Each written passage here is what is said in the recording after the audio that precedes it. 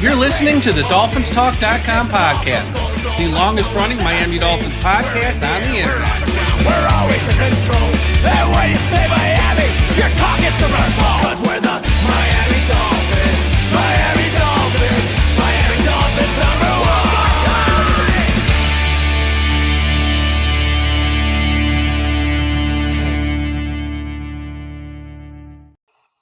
Hello, Miami Dolphins fans. How are you today? And thank you for listening to the DolphinsTalk.com podcast on this Wednesday, February the 4th. I'm your host, Michael Leva. And look who has returned to join me in his rightful spot on a Wednesday night, our old friend, Big E, Ian Berger. Ian, how you doing, buddy? I know it's been rough, but I got to ask you, how you doing today, at least? Today I'm doing okay, feeling okay.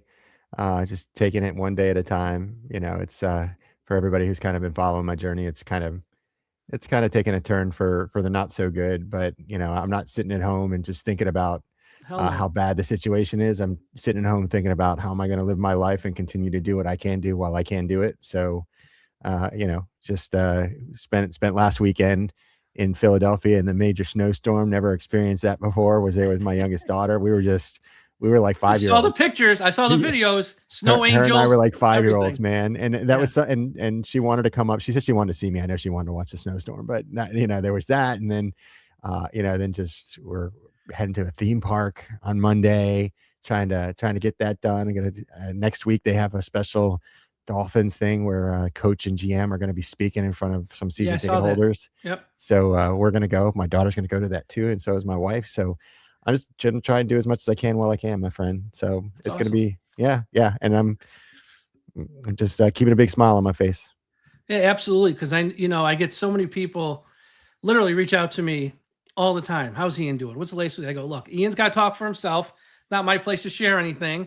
Follow him on Twitter at 693. You'll get the updates. But there is so much love for you out there. And everyone in this little Miami Dolphins community is pulling for you. They're praying for you. And as I said a couple of weeks ago when you did share your latest update, that you got the best attitude. Because most people, I don't know if everybody would have the attitude that you've taken. I'd like to think if I was in your shoes, I would too. And I think I would, but you don't know until you're in those shoes, obviously. But I think your attitude's been awesome. It's an inspiration. And there is so much love for you out there, brother. I know you kind of know it. I don't know how much you know it. I definitely feel it. And positivity is the way that I've lived my whole life. So I'm just going to continue that. And, whenever you're diagnosed with cancer, they always give you like, these are what your estimates are. Right. And so it's my goal to do what they tell me to do and to outlive significantly whatever it is that they're telling. And I know people, I've seen people, my mom actually too, outlived significantly what that timetable was. So my goal is to be in that same exact spot. Yeah, absolutely. And everyone's going to be rooting for you and they'll do whatever they can to help you out in any way you need along the way. So again, follow him on Twitter at Ian693 there. Before we get to the Miami Dolphins talk, let's just get the business stuff out of the way first. This show is brought to you by Caneswear. Everyone go to Caneswear.com for the best and most affordable Miami Dolphins apparel on the internet. Caneswear.com. If you're in South Florida, stop by their store, 2655 South University Drive in Davie, Florida. Tell them Mike from Dolphins Talk sent you. If you need something for the Dolphins, the Hurricanes, the Panthers, the Heat, the Marlins, Caneswear.com, Caneswear.com.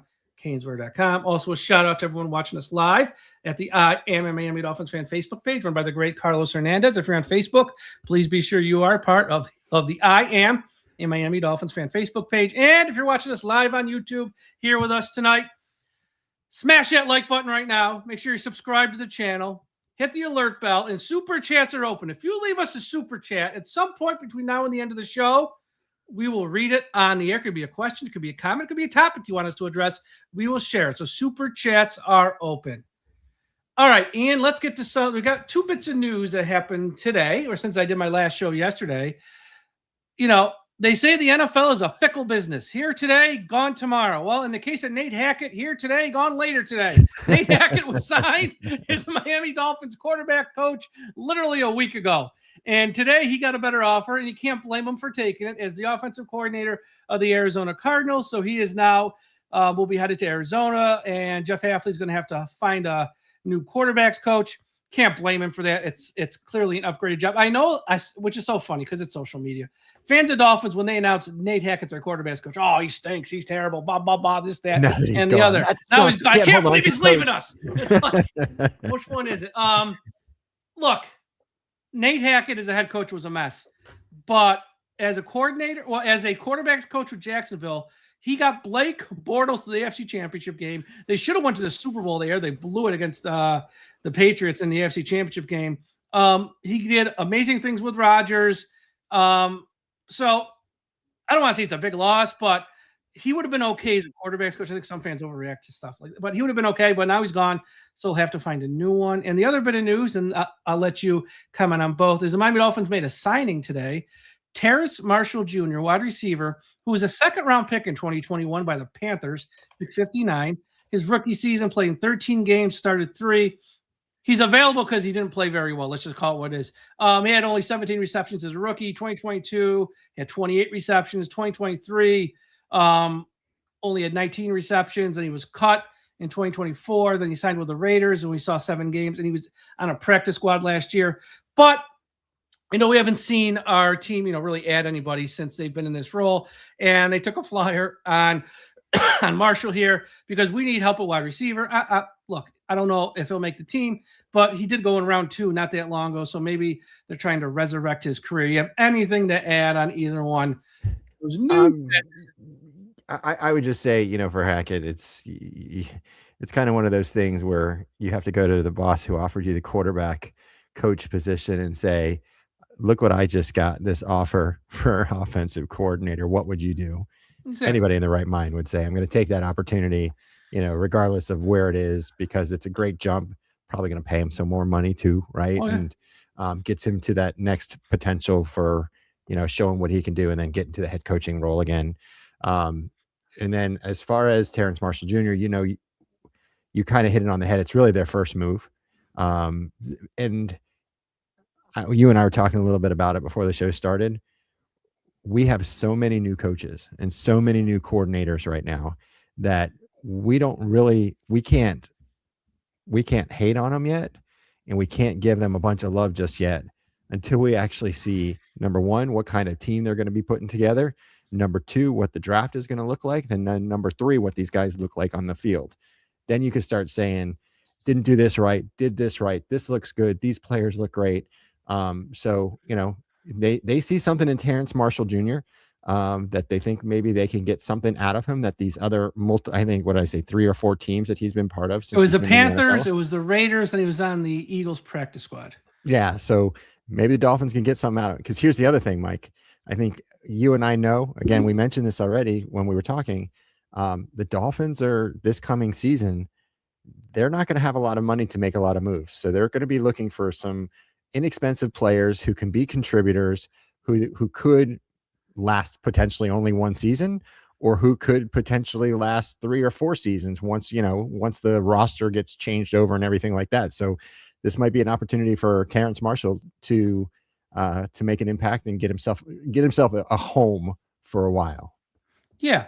And I think that's one thing I've tried to express on this podcast here the past few weeks. John Eric Sullivan's walking into an utter disaster, not just from a salary cap situation, which that's really bad, but the roster itself. I mean, outside of like Achane, Brooks, Zach Sealer, I say Minka and Chubb, but they're probably going to be gone, honestly, so I can't even count them.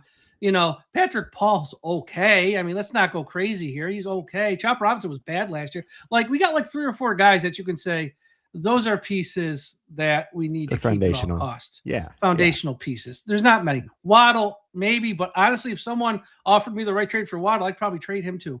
It's like there's not much. So, and plus this upcoming year, the schedule alone, you got the AFC West, which is, Chargers, Broncos, Chiefs.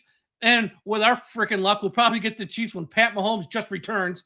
We won't get him week 1, 2, or 3 when he's out. We'll probably get him when he returns with our luck. Yeah. And then we got the NFC North.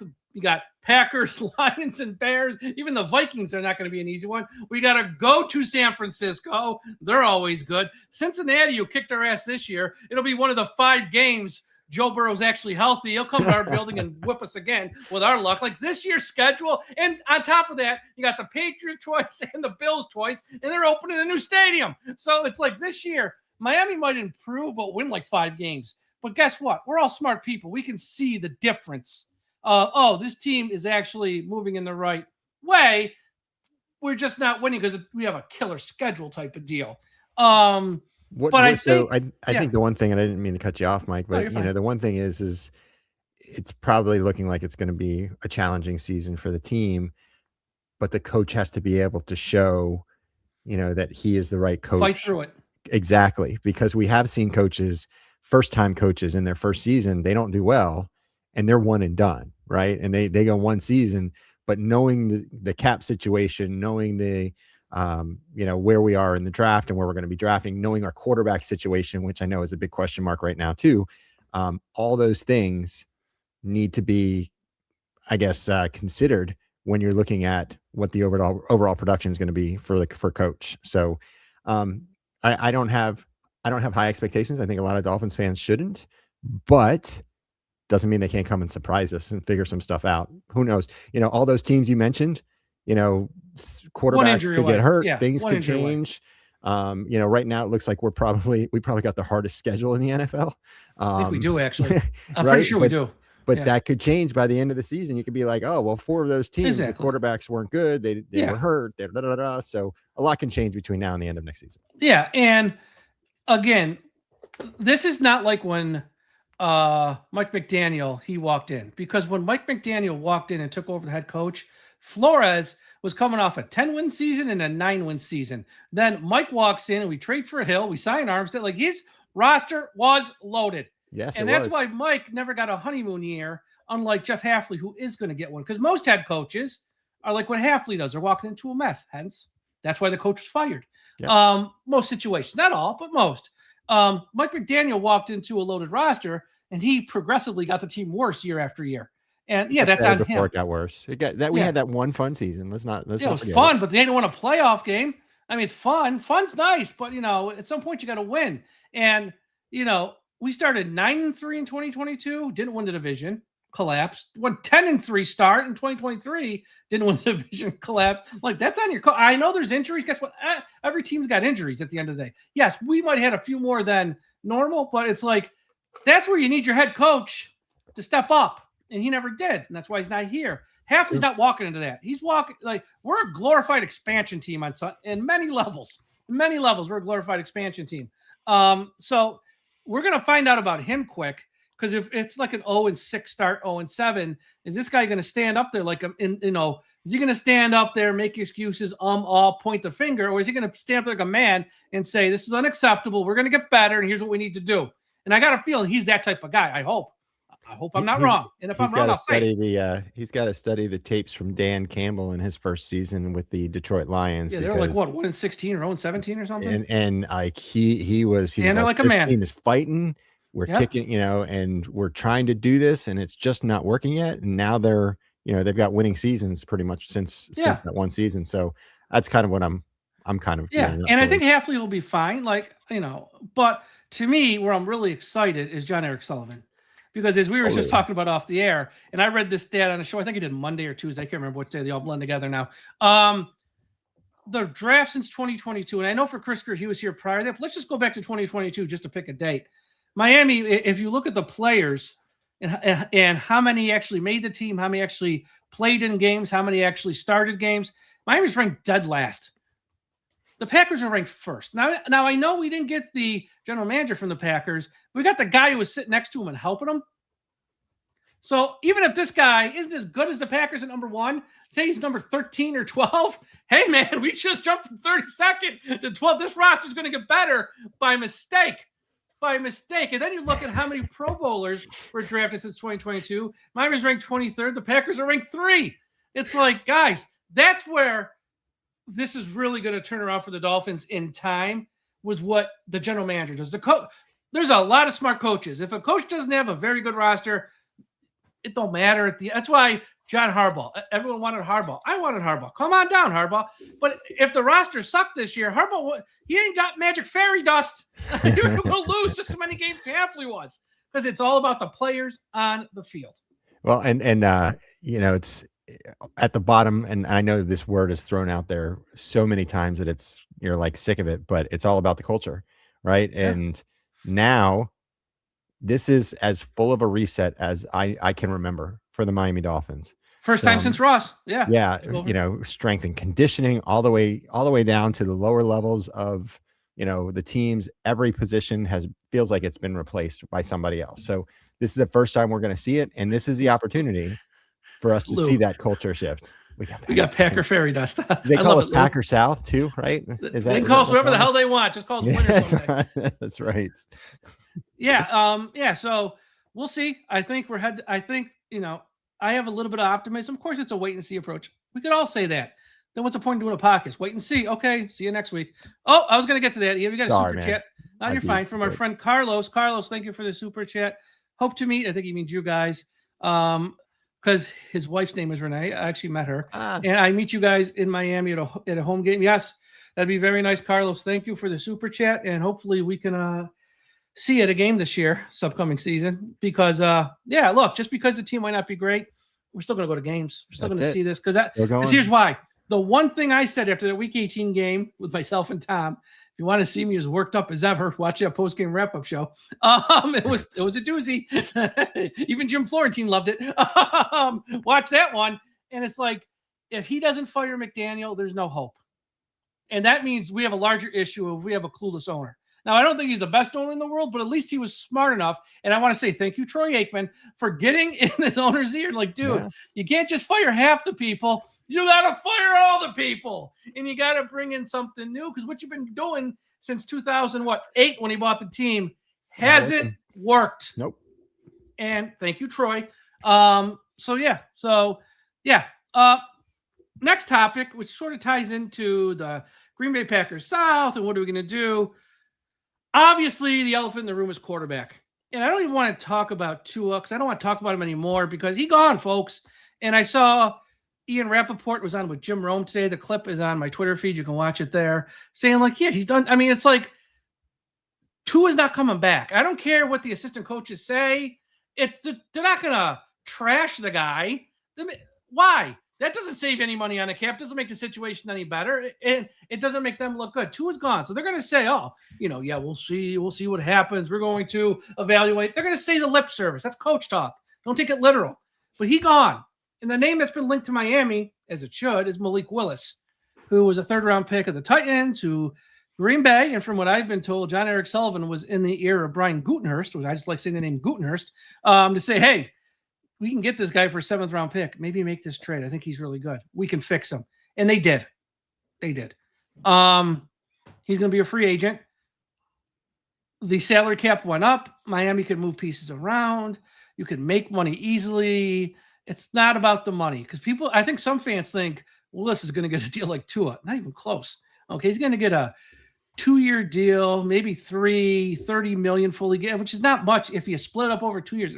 It's like talking 15 million for your quarterback. They can afford that if they want it. Do you think Willis is going to sign with Miami? I know it's a guess, but that's why we do shows. We guess. Do you think Willis is going to sign with Miami? And would you be happy with Willis, or would you rather go with a Joe Flacco, Mitchell Trubisky, Trey Lance, one of those guys, Marcus Mariota types? So if I were a betting man, I'd probably say that Malik Willis will be on the Dolphins roster to start the season. And I think what he brings, and you know, he's had some sampling while he's filled in Green Bay. And what I like about him is that he's able to move around in the pocket, and maybe it's just that we've lacked that for so long. He runs. When you see a Drake May, when you see Josh Allen, when you see some of these top, Patrick Mahomes, they can make things happen with their legs, and you're not holding your breath every single time that they either try and slide or they try and get an extra yard or two. Now, with that said, too, you still have your Jackson Darts of the world that had 4 concussions last year because he's trying to do too much. So it's got to be a real good. You've got to kind of play at both sides. You don't want him to get hurt, but you also like those extra yards with the leg. Plus, he's had some accuracy with his throwing. You know, I've had the completion percentage each year in Green Bay. It's crazy. Exactly. So, why not give the guy an opportunity? I don't see why It's you only don't. 2 years. Yeah. Exactly. And see what happens. We see all these quarterbacks now that are resurrecting their careers, or, they were backups for a couple of years. And then all of a sudden, we've got one starting in the Super Bowl this coming Sunday, right? Who is a backup Yeah. for a couple seasons. They've watched the game, they've studied the game, they've stayed in shape, they continue to do what they need to do. And when they're asked to go in, they do their job and they go in. I say, why not? The only thing that would prevent it is that with some of the tape that he's put on, or, some of the play that he's Yeah. put on film, he may be looking for more money. I don't know. I don't know if he's going to get. Yes, you're right. He will be. I don't know if there's a market to pay him that much, though. Right. But I would consider him a top, quarterback free agent on the market. You've got these other guys that have been around forever. Yeah. You could take one of them, it would be like another Ryan Fitzpatrick situation here for 2 to 3 seasons. And then you get, you draft your quarterback or you figure it out. But we'll see how much he's willing to accept and how much the Dolphins have to be able to spend on him. So last year, Justin Fields, who had far more, yes, we know he's not very good, but he had more experience than Willis does at this point in his career. Fields signed with the Jets 2 years, $40 million, $30 million fully guaranteed, which many people think Willis will get a deal similar to that. And if you throw in void years and you slide the money around, next year he might count on the books for like $5 million. And then, because then you're going to move off some of the money and kick it down the road, where in years where he's off the books, Tua, and Hill's off the books, and some other guys are fully off the books. So it's not about the money per se. That's not an issue. What the pushback I see from some fans, which kind of drives me a little crazy, is, well, he's going to come here, we're going to win, because even if we sign him in 2027, that loaded quarterback class in the draft, we're still drafting a quarterback around 1 in 2027. Yeah. Willis ain't going to stop you unless he leads us to like 13 wins with that schedule, which probably ain't going to happen. You're still taking a quarterback in 2027, and then they're each there for 2027. Then hopefully in 2028, whoever you took is your full-time starter, hopefully. But people say, oh, he's going to win us too many games. We're going to win 7-8 games, be picking 15th, and we won't get a quarterback. Number one, there's like 6 quarterbacks who are going to go in round 1 next year. Number two, this is where fans of the Dolphins have been brainwashed by Chris Greer and his faulty logic. You do not need to tank to rebuild. Most normal teams can try and win games and rebuild at the same time. This whole notion where we got to just not win anything, get a high pick, and then find a quarterback. That's not how normal teams operate. Nope. The Packers picked Aaron Rodgers in the 20s. The Packers picked Jordan Love in the 20s. They will try to win, and as they win when it comes to the draft, maybe a trade up, maybe a trade down, you figure it out. You find a way to get your quarterback. You do not. Yes, it's easier if you're picking first, but going through a 1 in 16 season, or no one wants to do that, because even if they want to do that, they won't be here more than a year. They'll get fired. Yep. So it's like they're not going to tank. Chris Greer was one of these guys pro tank. How did that work for him? He out of a job. Couldn't prevent Brian Flores from winning games. I mean, Jesus, and that. So it's like don't worry if we win 6 or 7 or 8 games. They're still going to get a quarterback in 2027. Okay, it might not be Arch Manning at number 1, but okay, it's fine. It's fine.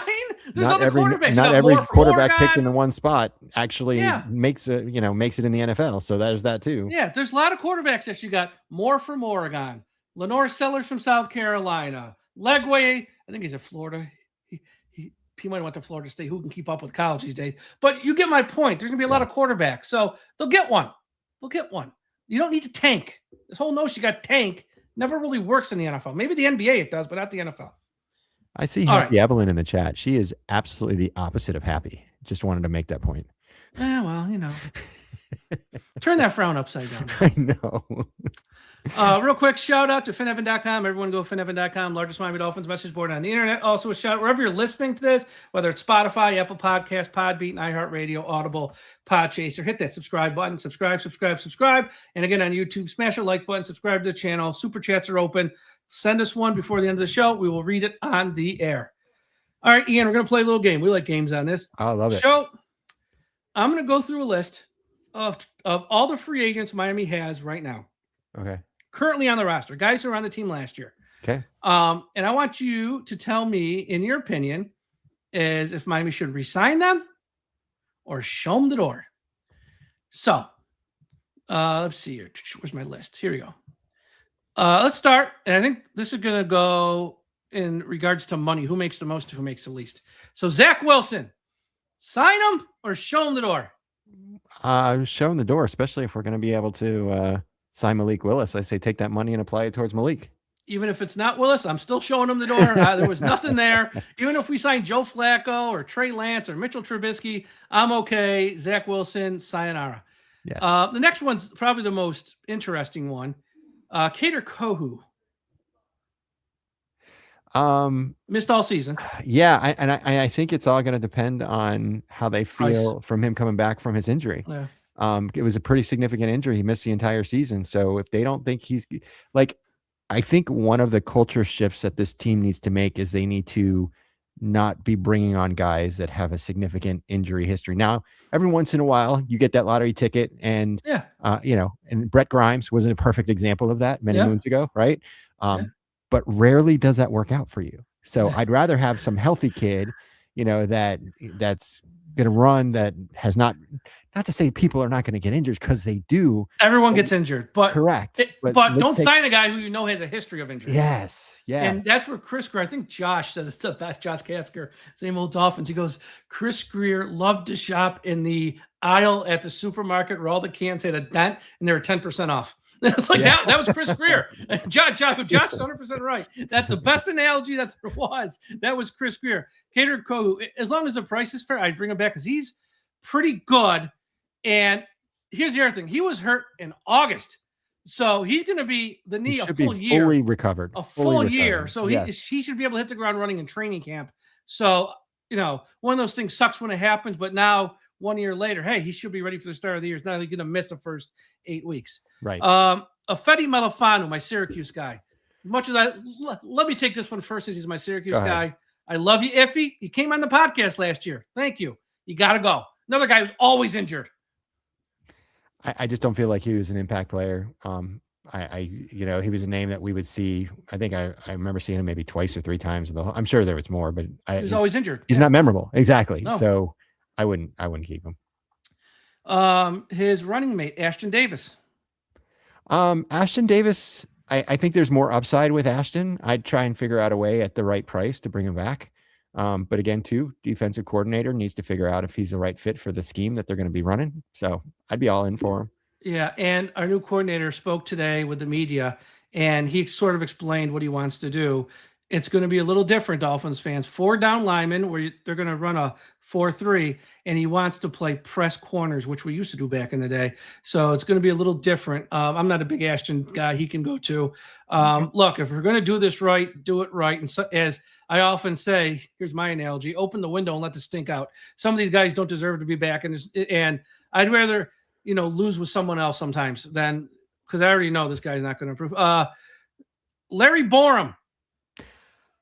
I think it's all going to depend on how they run their offense, because if I remember correctly, Larry Borum was in a lot when they had 6 offensive linemen. He started for Austin Jackson for like most of the year. And it didn't do a horrible job for Austin Jackson. I mean, again, I think he was in a lot with those 6 offensive linemen, created a lot of holes. For the right price, I think you bring him back. Yeah. If they end up taking an offensive tackle in round 1, then they probably don't need him. If they cut Austin Jackson, which 1, I think they will, and 2, I pray they do, because I'm tired of that guy too. He's never on the field. Then they might want to bring him back, just because you're going to need somebody. You're going to need somebody. So I think Larry's got a chance of staying. Now, the next one was a hot topic like last March, and it ended up being a big nothing burger because he never played. Our old friend Liam Eichenberger. Eichenberger, you just changed his name. Eichenberg, whatever his name is. You just made him my long lost cousin. Yeah. Liam, you gotta go.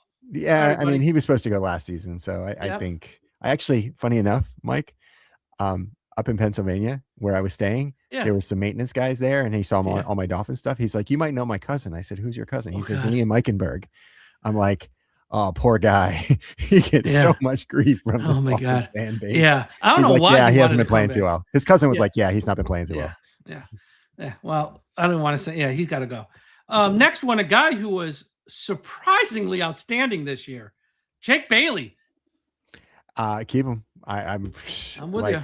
Right. Why break something if it's not broken? Oh wait, why fix something if it's not broken? Anyway, Correct. yeah. Benito Jones. Again, Benito Jones if the on price defensive is line. right, yeah, I'm fine with that. But I'm not overpaying this guy. Yeah, and I think at some point too, you're gonna need the right bodies in the right spots. And although Benito Jones, you don't hear his name a lot during the games, I think he could be a serviceable player in the 4-3 that they're running. Yep. Just real quick here, someone in our chat asking about Marshall. We already spoke about him, so re-listen to the show like the first 10 minutes and you hear our thoughts on Marshall. Okay. Waller, tight end, the man who's at the scene of the crime when Mike McDaniel got fired. I don't think he's going to come back because he came here for Mike McDaniel, I thought. So I agree. I don't think I think some of these older guys, like even Hill, if he was healthy and stuff, I just think they're going to want to move on from them. Like Chubb. I just think if this is a rebuild, you can't have everyone go, obviously, but I think some of these older guys, and he's up there, he's had some, and plus he was hurt a lot this year. He played great when he was on the field. I mean, Waller was outstanding when he was on the field, but he was also hurt a lot too, and he missed a lot of games. So I think he's one of those guys where it's like he's gonna go. And I think and I like what DJ wrote. They want to keep Greg Dulcich. I think these guys are on the list. We're gonna get to him. Yeah. Yeah, and so Greg Dulcich, I mean, he came on strong at the end of the season. He was great at the end of the year. Yeah, so I'd say why not? And really, he's been a journeyman at tight end. Like he hasn't found a good home where he had production until he joined the Dolphins. So.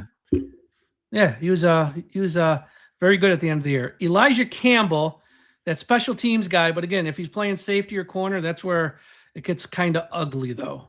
I'm good with him in special teams, but again, it depends Don't want on him how at many safety players or we corner. got. Yeah. The next one, and this guy was good for the Dolphins last year, but what I heard today of what the coordinator wants to do, I don't know if he's coming back. That's Rasul Douglas, because I don't know if press corner is what he's. I think at this point he's a zone guy. I might be wrong about that, but that's my feelings. I don't know if you want a guy at that age, 32, playing press a lot. But he was good this year. Maybe they might know him, something that clearly I don't. So we'll see, but I don't think he's going to come back at 32. Not with Miami, at least. He is the definition of a journeyman. 1, 2, 3, 4, 5, 6, 7. Dolphins are the 8th team that he has played for in the NFL.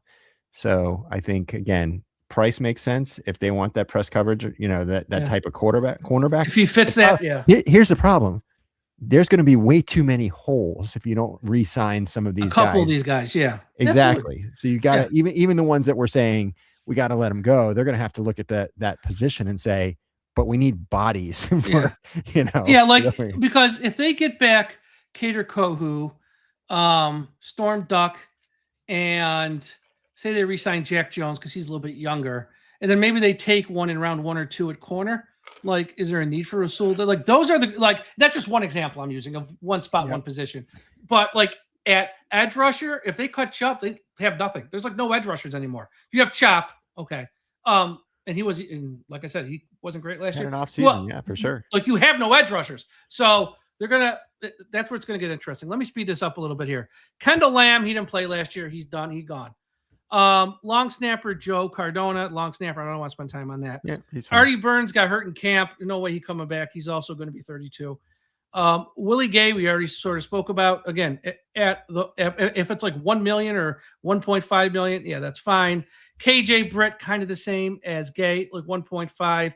Alexander Masson, he had his neck broken, and the one position we're good at, Ian, is running back. Thank goodness. So we don't need him. Here's one. Eskridge, wide receiver, kick returner. I'm yes on this.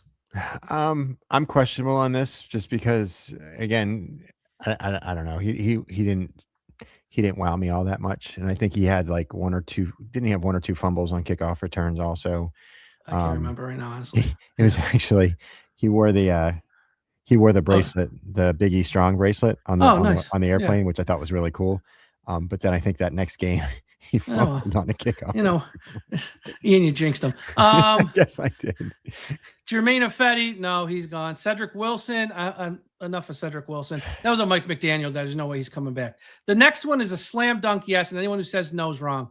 Riley Patterson, our kicker. I love Jason Sanders. Jason's a good man. Riley Patterson's younger and cheaper. You keep Riley Patterson. Jason, you're going to get a job. You'll probably sign with somebody that, like the Jets, Bills, or Patriots with our freaking luck. But okay, I'm still going with Riley. I loved Riley Patterson this year. I think he was great. Loved him. There's no question. He did a great job. Long, short, weather, whatever. He did great for us. Jack Jones, we sort of spoke about. I'm yes on Jack Jones. Brunskill, it's going to be interesting because he was the sixth guy that they put on the field as a sixth offensive lineman. It worked. I don't know, but I don't know. Well, we got Slowick, so he might run something like that. I don't know. He's a maybe. He's a maybe. It's interesting because Slowick mentioned, I think it was today, that they're going to be using a lot of run game, and Alec Ingold is going to have a huge role in the offense this upcoming season. So I don't think it's going to change too much. I think it's going to be kind of what we saw last year.